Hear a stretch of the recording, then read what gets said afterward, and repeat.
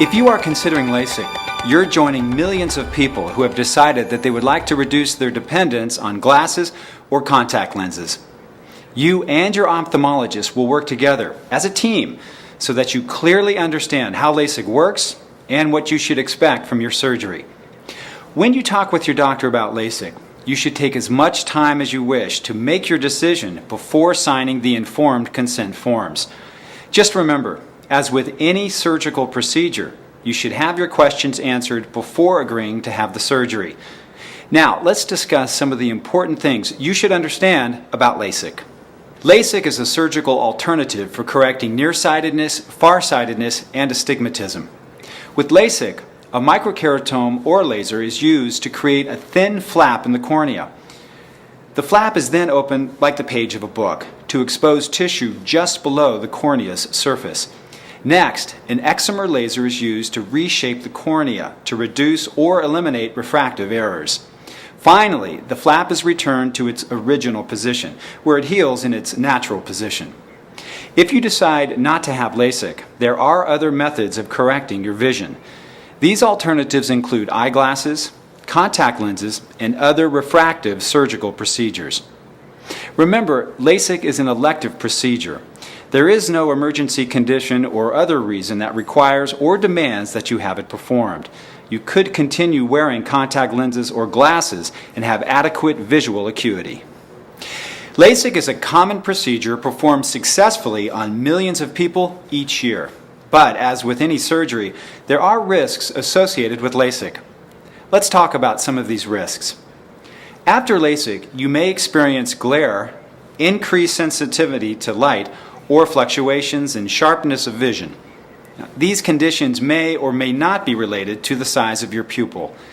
They usually occur during a normal stabilization period of 1 to 3 months, but they may also be permanent. You could also notice a starbursting or halo effect around lights. This condition usually diminishes with time, but could be permanent. Also, your vision may not seem as sharp at night as during the day, and you may need to wear glasses at night. There is an increased risk of having dry eye following the LASIK procedure.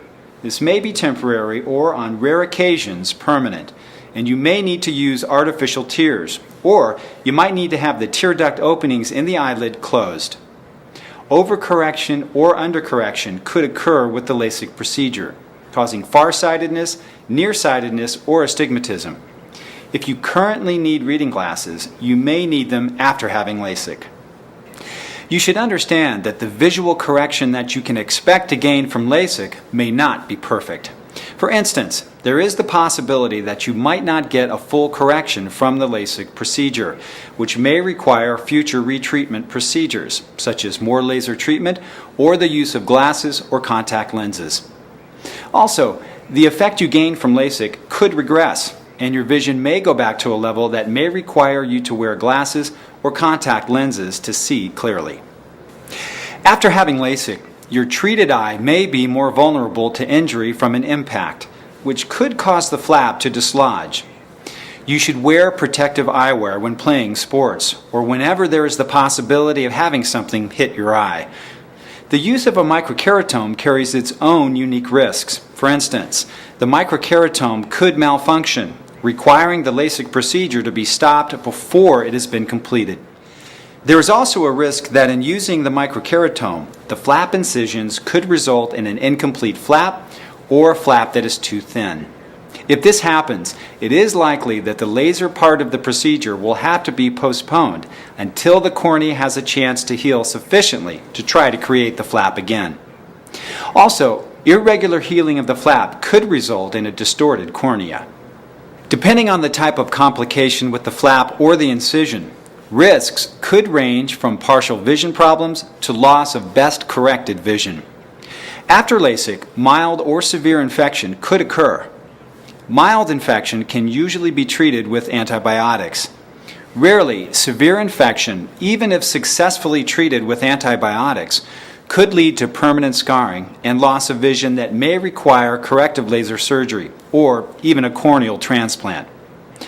Other very rare complications include, but are not limited to, perforation of the cornea, swelling or thinning of the cornea, the appearance of floaters and retinal detachment, hemorrhage, blockage of an artery or vein in the eye, cataract formation, or partial or complete loss of vision in the affected eye.